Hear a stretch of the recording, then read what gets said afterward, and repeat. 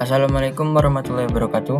Perkenalkan, nama saya Rafli Syauki Abrari dengan NIM 23051204370 dari kelas TIK 23. Di sini saya akan menjelaskan tentang algoritma FIFO atau FCFS, first in first out atau first come first serve.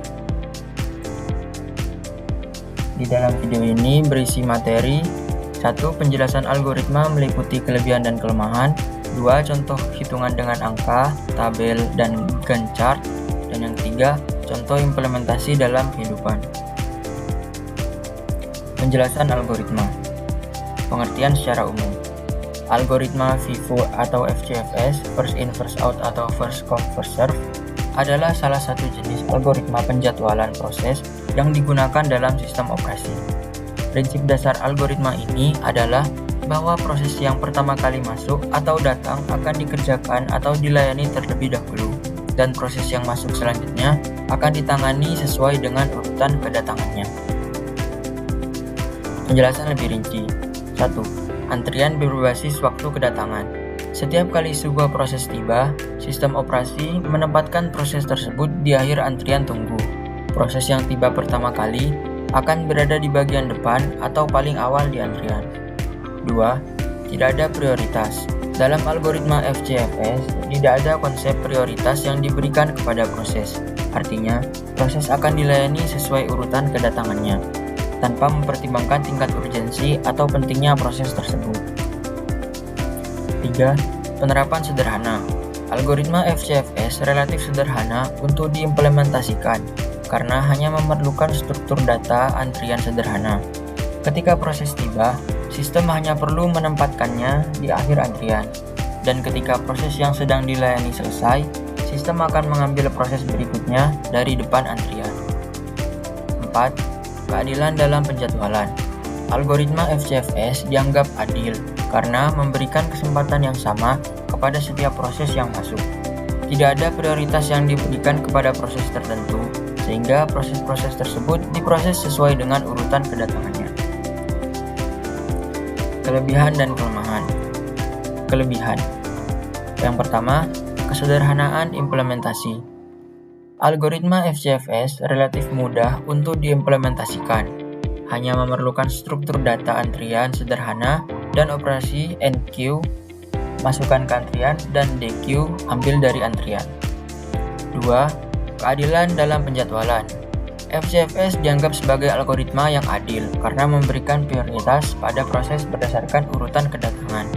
Tidak ada preferensi atau prioritas yang diberikan kepada proses tertentu. 3. Tidak ada potensi starvation.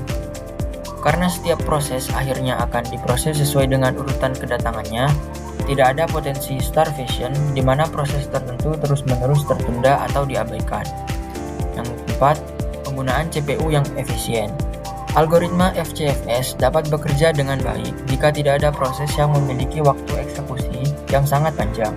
Dalam kasus ini, menggunakan CPU secara penuh untuk menjalankan satu proses sekaligus dapat mengoptimalkan penggunaan sumber daya.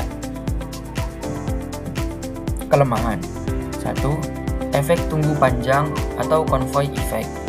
Efek tunggu panjang di mana proses dengan waktu eksekusi yang singkat harus menunggu di belakang proses dengan waktu eksekusi yang panjang. Hal ini dapat mengakibatkan peningkatan waktu respons rata-rata dan mengakibatkan efisiensi yang buruk.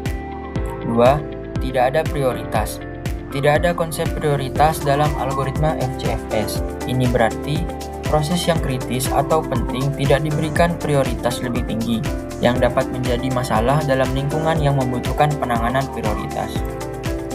Ketiga, tidak adaptif terhadap perubahan.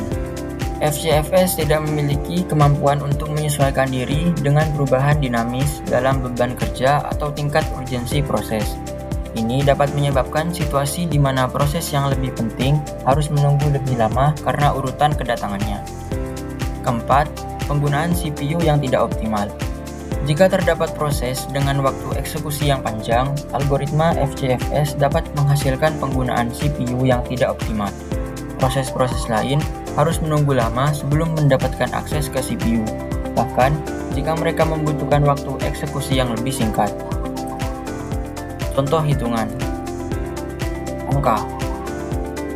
Misalkan kita memiliki beberapa proses dengan waktu kedatangan, arrival time, dan waktu eksekusi burst time sebagai berikut. Proses P1, arrival time 0, burst time 8. Proses P2, arrival time 1, burst time 4. Proses P3, arrival time 2, burst time 9. Proses P4, arrival 3, burst time 5. Selanjutnya ada tabel. Tabel berikut menunjukkan bagaimana proses diproses oleh algoritma FCFS dalam urutan kedatangan. Waktu 0, proses P1, keterangan memulai. Waktu 8, proses P1, keterangan selesai. Waktu 8, proses P2, keterangan memulai. Waktu 12, proses P2, keterangan selesai. Waktu 12, proses P3, keterangan memulai. Waktu 21, proses P3, keterangan selesai. Waktu 21, proses P4, keterangan memulai. Waktu 26, proses P4, keterangan selesai. Selanjutnya ada Gantt chart. Dalam chart ini, setiap bar mewakili waktu eksekusi dari setiap proses. Garis waktu menunjukkan bagaimana proses dieksekusi secara berurutan sesuai dengan algoritma FCFS.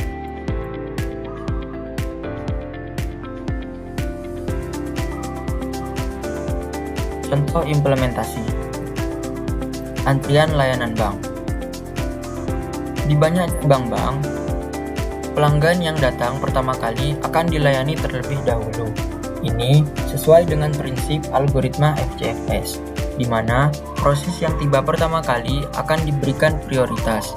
Misalnya, jika Anda pergi ke bank untuk melakukan transaksi, Anda akan masuk ke dalam antrian dan akan dilayani sesuai dengan urutan kedatangan Anda. Ini memastikan bahwa setiap pelanggan mendapatkan pelayanan secara adil berdasarkan waktu kedatangan mereka. Antrian pelanggan. Saat pelanggan akan datang ke bank, mereka masuk ke dalam antrian dan proses pelayanan dilakukan sesuai dengan urutan kedatangan. Pelanggan yang tiba lebih dulu akan dilayani terlebih dahulu tanpa memperhatikan jenis transaksi yang akan dilakukan. Kedua, keadilan dalam pelayanan. Algoritma FCFS memastikan bahwa setiap pelanggan mendapatkan pelayanan secara adil berdasarkan urutan kedatangan mereka. Tidak ada preferensi yang diberikan kepada pelanggan tertentu, sehingga semua pelanggan memiliki kesempatan yang sama untuk mendapatkan pelayanan. 3. Kesederhanaan implementasi. Sistem antrian berbasis FCFS relatif mudah untuk diimplementasikan. Tidak diperlukan mekanisme tertentu kompleks untuk menunjukkan prioritas atau jenis layanan tertentu. Hanya perlu memperhatikan urutan kedatangan pelanggan. Yang keempat, efisiensi dalam pelayanan. Algoritma FCFS dapat menghasilkan efisiensi dalam pelayanan karena tidak ada overhead tambahan untuk menentukan prioritas atau jenis layanan tertentu. Proses pelayanan dapat berlangsung dengan lancar dan efisien berdasarkan urutan kedatangan. Lalu lintas jalan raya. Di banyak negara, termasuk di kota-kota besar, lalu lintas diatur berdasarkan prinsip FCFS. Ketika lampu lalu lintas berubah hijau, mobil yang pertama kali tiba di lampu lalu lintas akan bergerak terlebih dahulu, diikuti oleh mobil-mobil yang tiba kemudian. Ini mirip dengan cara kerja algoritma FCFS, di mana proses yang tiba lebih dulu dilayani terlebih dahulu. 1. Penjadwalan lalu lintas. Lampu lalu lintas diberi waktu tertentu untuk berubah dari satu fase ke fase berikutnya. Misalnya, dari hijau ke merah. Ketika lampu hijau, mobil yang sudah menunggu di persimpangan akan bergerak terlebih dahulu. Yang kedua, prinsip kesederhanaan. Algoritma FCFS diterapkan secara sederhana dalam sistem lampu lalu lintas. Tidak ada mekanisme kompleks untuk menentukan urutan mobil yang bergerak. Hanya mobil yang tiba lebih dulu yang diberi prioritas. 3. Efisiensi dalam lalu lintas. Dengan menerapkan prinsip FCFS, lalu lintas dapat diatur secara efisien. Mobil yang telah menunggu lebih lama memiliki prioritas untuk bergerak, sehingga mengoptimalkan penggunaan waktu dan mengurangi kemacetan. 4. Keadilan dalam lalu lintas. Algoritma FCFS memberikan keadilan dalam pengaturan lalu lintas karena mobil yang tiba lebih dulu di persimpangan mendapat prioritas untuk bergerak. Ini memastikan bahwa setiap pengendara memiliki kesempatan yang sama untuk melintasi persimpangan. Warung makan cepat saji. Di restoran cepat saji, pesanan yang diterima oleh kasir akan diproses berdasarkan prinsip FCFS. Pesanan yang pertama kali masuk akan disiapkan dan disajikan terlebih dahulu kepada pelanggan, diikuti oleh pesanan-pesanan yang masuk setelahnya. 1. Antrian pesanan. Ketika pelanggan memesan makanan di kasir, pesanan mereka dimasukkan ke dalam antrian. Pelayan kemudian menyiapkan pesanan-pesanan tersebut sesuai dengan urutan kedatangan. 2. Prinsip kesederhanaan. Algoritma FCFS diterapkan dengan cara yang sederhana dalam pelayanan restoran cepat saji. Tidak ada penentuan prioritas yang kompleks. Pesanan disajikan berdasarkan urutan kedatangan. 3. Keadilan dalam pelayanan. FCFS memastikan bahwa setiap pelanggan mendapatkan pelayanan dengan adil berdasarkan urutan kedatangan mereka. Tidak ada kepentingan yang diberikan kepada pesanan tertentu, sehingga setiap pelanggan memiliki kesempatan yang sama untuk menerima pesanannya. Yang keempat, efisiensi dalam pelayanan. Dengan menerapkan algoritma FCFS, pelayanan di restoran cepat saji dapat berlangsung secara efisien. Pelayan dapat dengan mudah mengatur pesanan berdasarkan urutan kedatangan, tanpa membuang-buang waktu untuk menentukan prioritas. Penjelasan mengenai algoritma FIFO atau FCFS dari saya. Kurang lebihnya mohon maaf. Wassalamualaikum warahmatullahi wabarakatuh.